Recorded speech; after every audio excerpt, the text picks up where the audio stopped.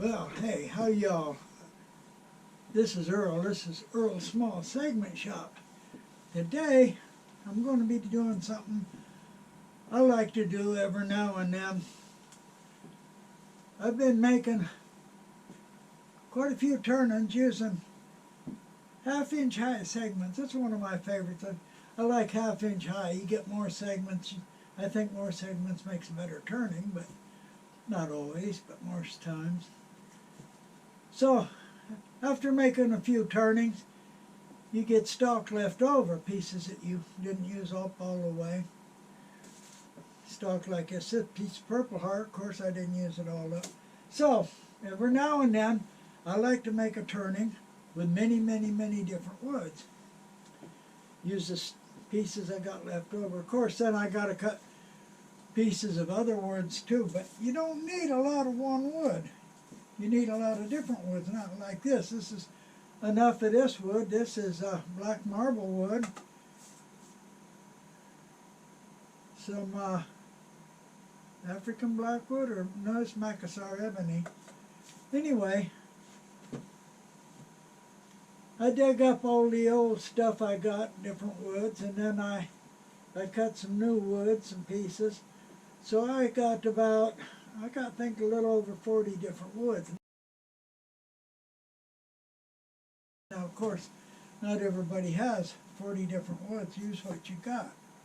If you got 10 woods, use 10 woods. And then I made some few bigger ones. So I'm going to make a floating bottom. I'm going to make 2 solid rings for a floating bottom. I want to make a 7-inch, so I need a floating bottom, but even if I was making it smaller, I'd like a floating bottom on it just to give the effects of the different woods rather than a solid bottom with just one wood.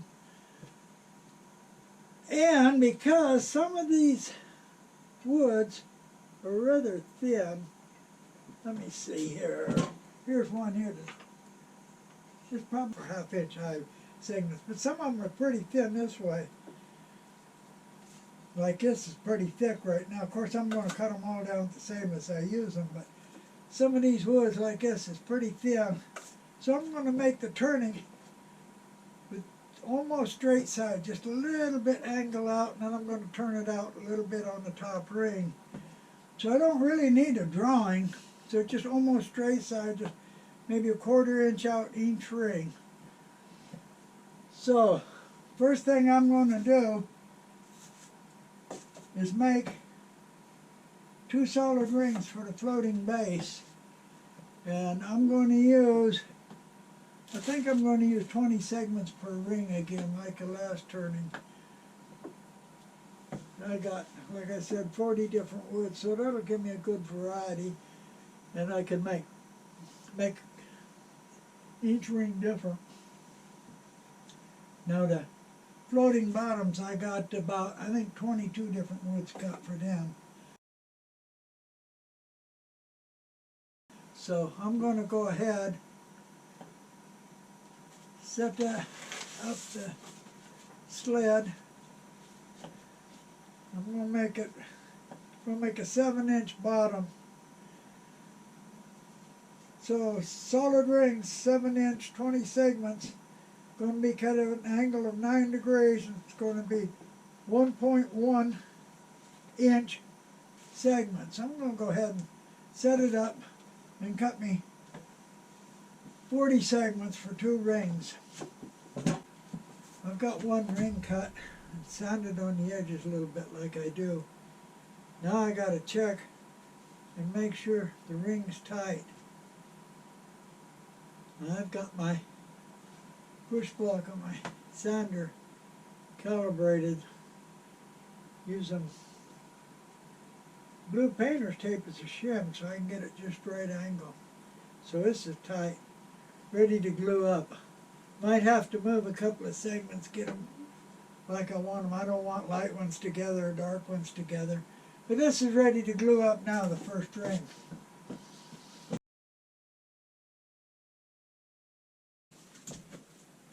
I got 2 7-inch rings, 20 segments each, 20 different woods, in each ring. Now, 15 of the woods are the same. I had 25 different types of wood prepared to cut these, so 5 of the woods are different in each ring. But each one, yeah, has 25 different, not exactly the same. So I'm going to use these for my floating bottom.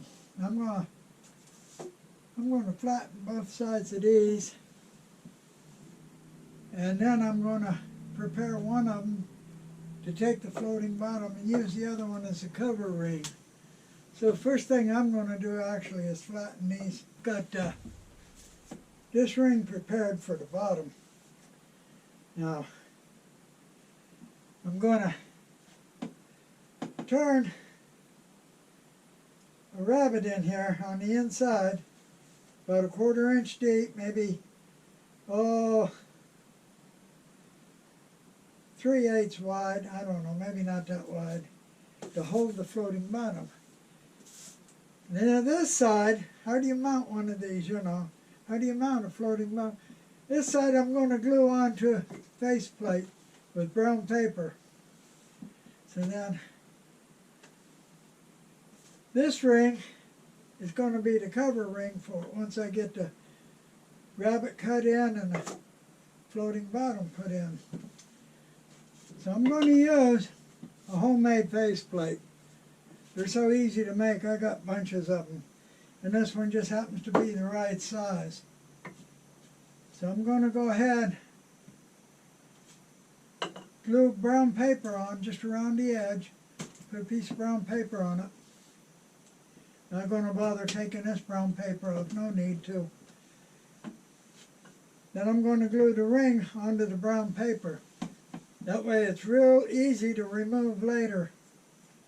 So I'm going to glue the brown paper on. I'm going to put this in the cold jaws, bring it up and glue it on the lathe.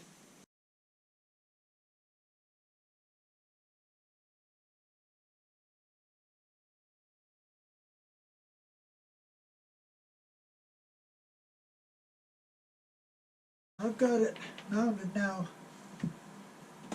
on the faceplate. I got to turn the rabbit on the inside. I think I'm going to use this material a little bit thick right now. It's almost 1/2 inch. So I'm going to have to take it down about 1/4 inch, and then I'll put a 1/4 inch rabbit in there, about 3/8 wide. I got to get it where this fits in and not quite flush, just a little bit below flush, so I can glue the cap ring over it without a hit and miss. I want just a little bit of clearance, not even 1/1000th of an inch maybe, just enough, because it's got to move when the humidity changes. So I got a picture of that. I'm going to go ahead and put a rabbit in that right now. I got a rabbit cut in it. The piece I'm going to use, not big enough, not wide enough. So, got this to use. I already got it rounded. Cut it in a bandsaw and put it on the sander. Fits in. Got good clearance all the way around.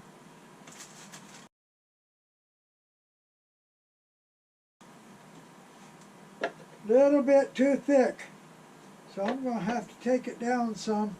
I'm going to use the drum sander and take her down some till the ruler will sit on the edge here and not on this piece. Okay, I've got this sanded smooth now, and it fits in here with good clearance all the way around.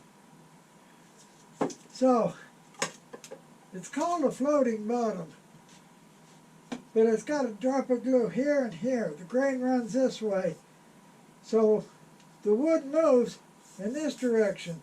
So a little drop of glue here and here to hold it in. So I'm going to go ahead and tape it off here and here, and I'm going to put finish on both sides before I glue it in, I'll put tape to two little spots here where I'll put the glue so it won't get finish on them.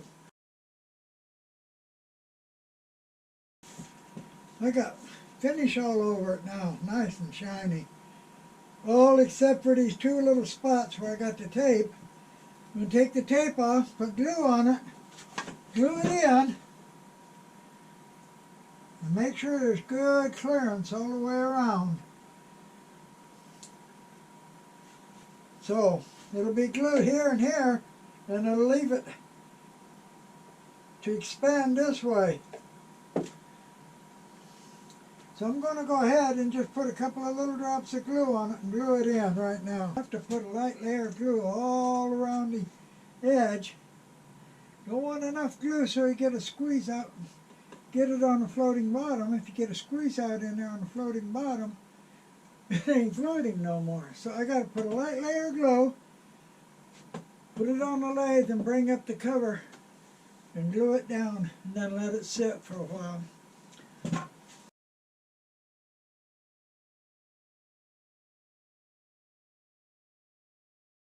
Got the base made. Got the top ring turned here. Got the edge flattened. Nice and flat. Ready to take segment. Well, not quite. I got to chalk it yet and sand it. It's got to be absolutely flat in order for the segments to stick, so I'll chalk it. Shouldn't take much, should be pretty flat. Get my old sanding board. This sanding board's about wore out. Get it ready, and we'll sand it.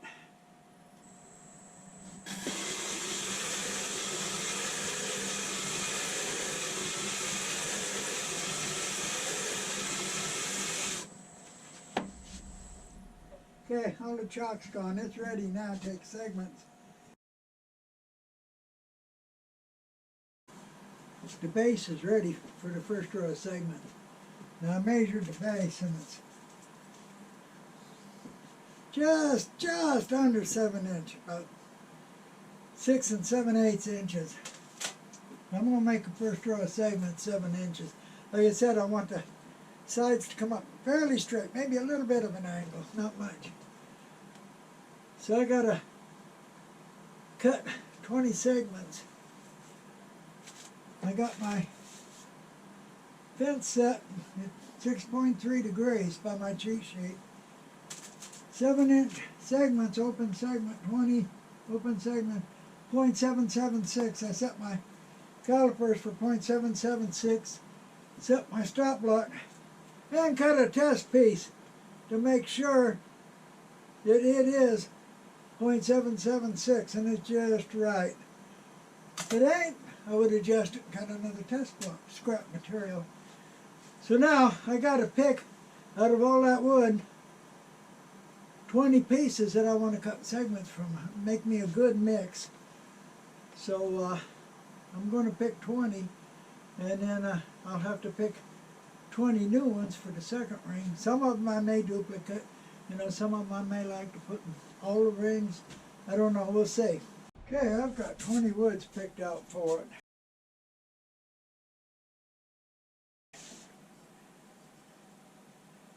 Cherry, I believe. Piece of cocobolo. Legum. Spalded hackberry. Silkwood. Bloodwood. Paddock. Sycamore. A piece of fairly light colored wingay. Tulip wood. Zebra wood. Yellow heart. Anglum.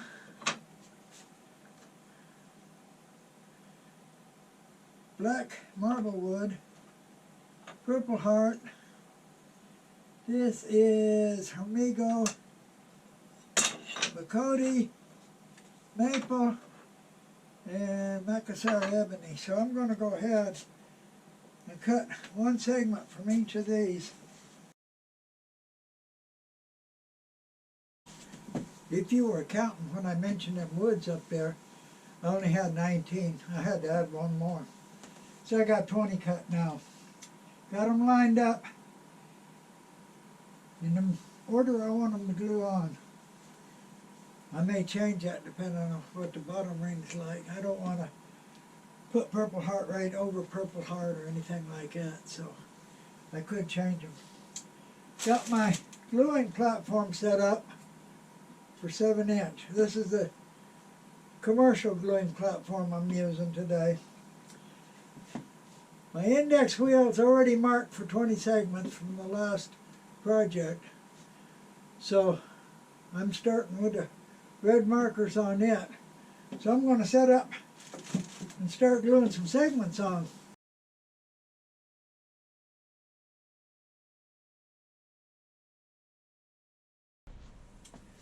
Well, we're set up and ready to glue on now.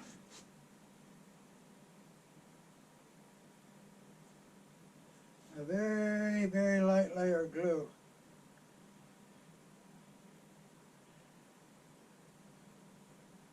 Ain't no glue coming out of this. Try it again now.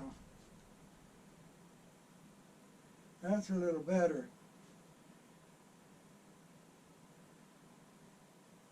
Ah, I did away with my paper. Here's one.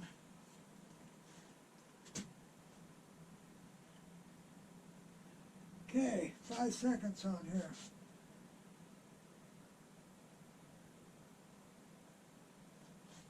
That's all it takes. I'm going to go ahead and put 19 more on. The first ring's on, but just like always, every ring's got to be flattened. Chalk it. This one should almost be flat. Actually, I cheated and already sanded it some. So this is just for demo. I have one a little bit stubborn. But every ring has got to be sanded flat.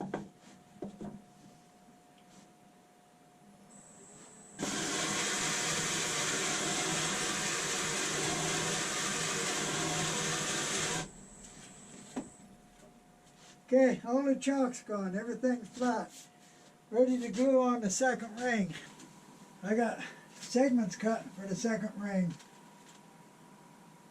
Second ring going to be 7 1/4 inch, just a shade bit bigger. I actually cut 21 segments and then picked out the 20 I like the best. Lined them up again, just like I want to glue them on. I glued the first ring on with the red indexes. I actually lined them up so they sit right over the joints of the ring underneath. So this one's going on naturally with the black indexes. So, go ahead and glue one on. Got it on a black index. Got this set for 7 1/4 inches. I'm going to have to adjust this, it ain't quite right. There it is. Set it for 7 1/4 inches. Go ahead and glue one on. This one looks like bloodwood. Thin coat of glue.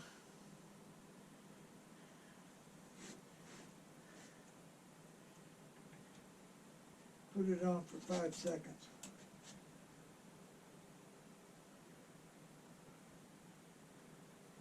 That should be good enough. Go ahead and glue on 19 more. The second open segment ring's on, 7 1/4 inch. Sanded. The next ring I want to put on 7 1/2 inch.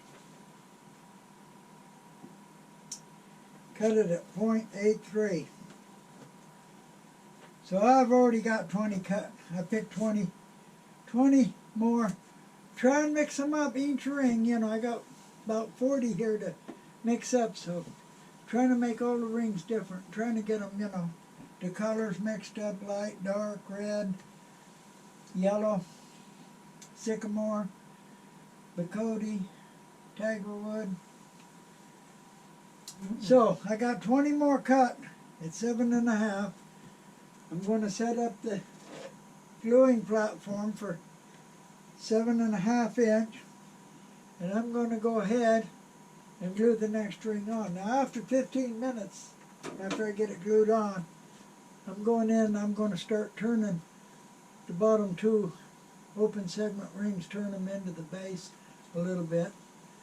It's easier that way than if I wait. So yeah, I'm just going to go ahead and glue these on same way as always. I got the fourth row lined up the way I want to glue it on. Got it set where I want to start it. Got the gluing platform set up. Now, if I'm gluing them on, should I come to a spot where Bacody's going to go right over another Bacody ring, I'll swap it out with something. Or if I got a tulip wood going right over the top of a tulip wood, I'll swap it out with something. So if necessary, I can always cut one more segment, or I can just switch two of them. So I keep an eye on it as I glue them on, putting these on. And I'm going to go ahead and glue this fourth ring on. It might be the last ring. I might go one more. We'll see. I decided 4 open segment rings is enough. So I turn the inside a little bit more. I got to put a solid ring on top. So the last open segment ring was 7 3/4. I'll put an 8-inch solid ring on top. 20 segment, 8-inch solid ring. Going to be 9 degrees, just like the rings for the base. And it's going to have a cut length of 1.267. So I'll set this up. Got my fence already set up for 9 degrees. Very, very easy to set that sled up the right angle. And I'll go ahead and pick 20 of the larger woods, the thicker woods, make a solid ring. I'll probably turn it down thin, but I'm going to start off with it thick. So I'm going to go ahead and cut 20 segments. I've got 20 segments cut and sanded just like before. I got a pretty good selection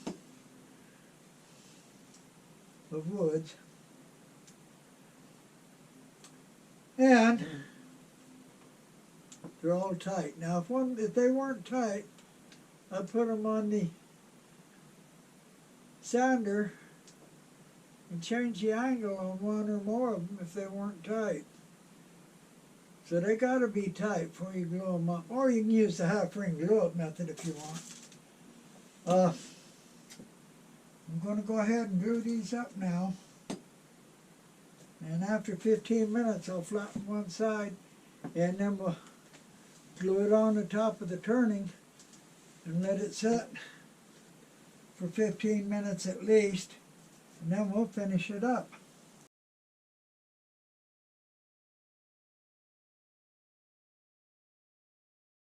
Okay, I've got the solid ring and the cold jaws, got it on the live adapter. Now what I'm doing now is lining it up like I want. Get it just like I want. I don't like it there, so let's rotate it a little bit. Try it right here.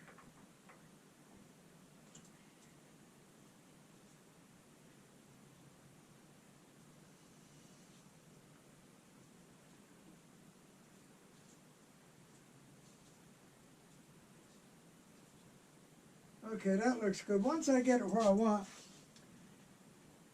I'm going to take chalk and mark it.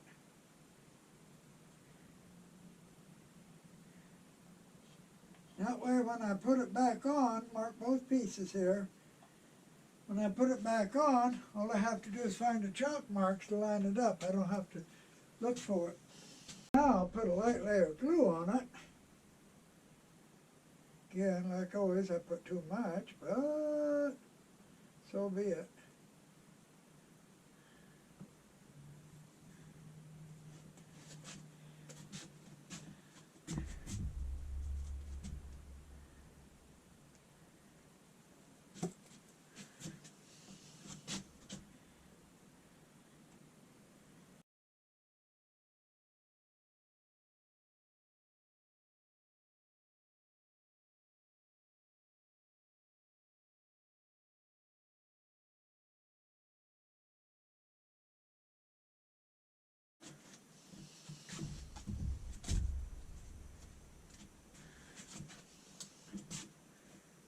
Put it in the tailstock.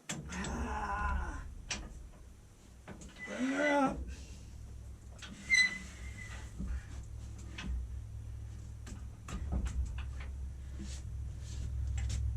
Find my marks. Clamp her down.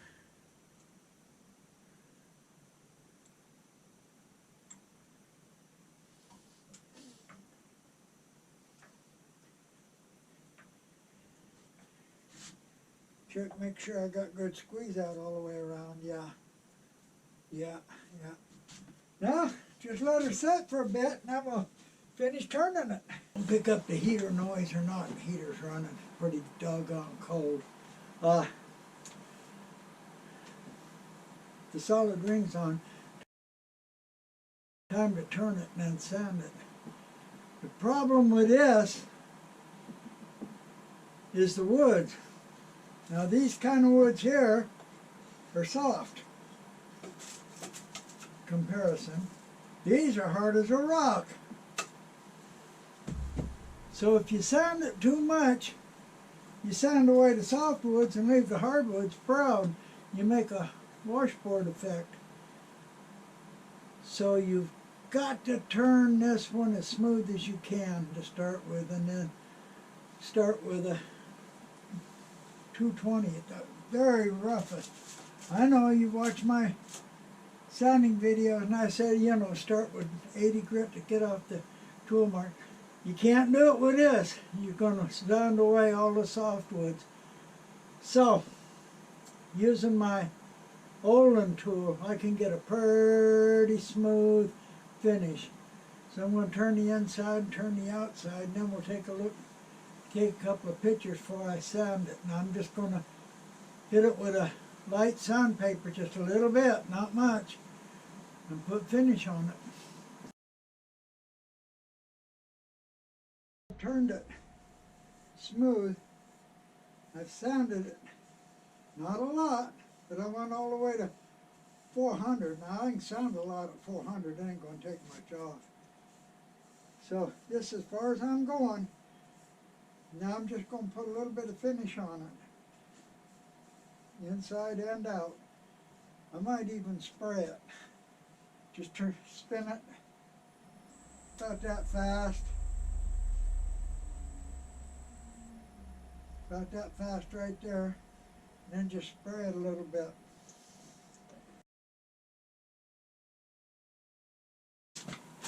Last week it was 80 degrees. Today it's freezing. I don't know. Okay.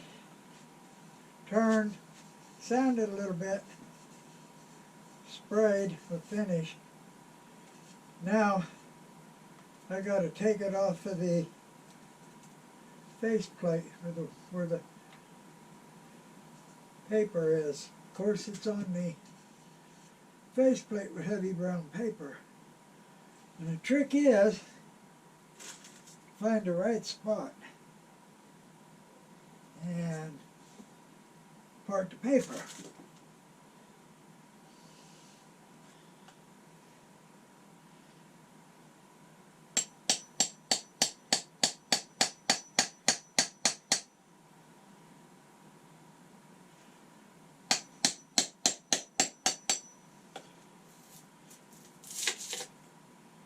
It goes.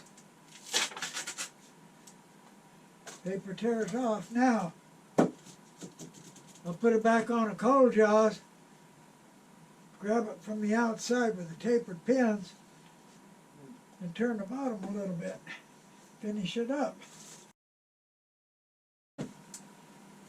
Okay, turned, sanded a little bit, finished put on it. Actually, I took and rubbed a little Canobra wax with the Scotch-Brite pad, the white one. Took it and a little bit of Canobra wax and rubbed on it. That's really hard wax. You can buy that at the any woodcraft store. And I turned the bottom, left a little ridge for it to sit on around the edge, and signed it, and it's ready to go. So this is how you can use some of your small scrap pieces. Otherwise you might have to throw away.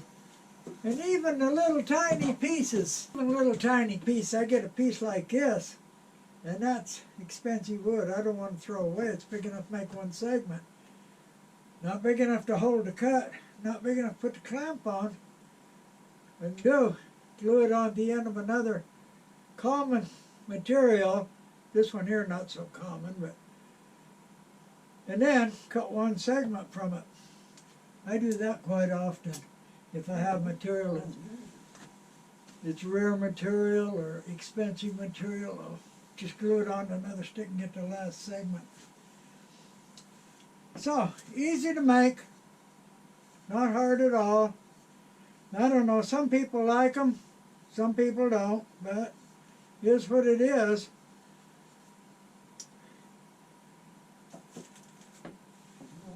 And I don't know what I'm going to do for my next video.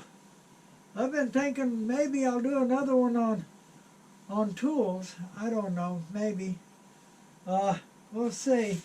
I got to think up something. I'm running out of ideas. Maybe somebody can give me some ideas. Don't say it to show turning, because I'm not going to show turning. There's enough people on the web showing turning.